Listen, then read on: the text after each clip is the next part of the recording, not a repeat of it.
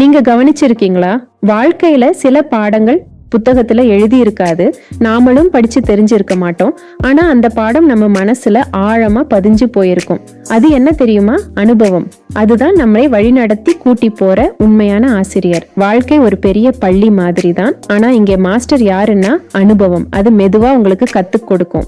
சில சமயம் சிரிப்போட, சில சமயம் கண்ணீரோட. நம்ம குழந்தை நடக்க கத்துக்கும் போது விழுந்து எழுந்து கத்துக்கிறது போல நாமும் வாழ்க்கையில விழுந்தால்தான் எழுந்து நிக்க கத்துக்கிறோம்.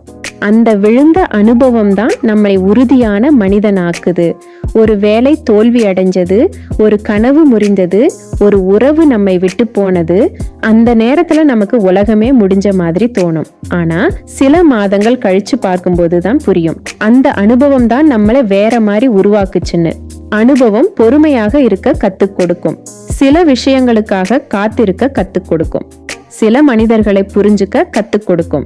நம்ம ஏமாத்தினவங்களையும் நம்மளை விட்டு போனவங்களையும் நினைச்சு அவங்க மேல கோபப்படாம, அவங்களும் மனுஷங்க தான், அவங்க பண்றது மனித இயல்புதான்னு சொல்ல கற்றுக் கொடுக்குது.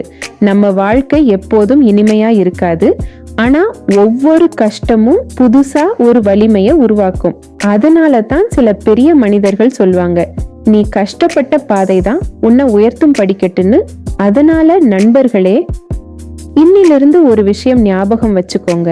வாழ்க்கை கொடுக்கிற ஒவ்வொரு அனுபவத்தையும் எதிர்கொள்ளுங்க. அது நல்லதா கெட்டதான்னு தீர்மானிக்காதீங்க. ஏனெனில் அந்த அனுபவம் தான் நாளைக்கு உங்களை வலிமையாக்கும் ஆசிரியர்.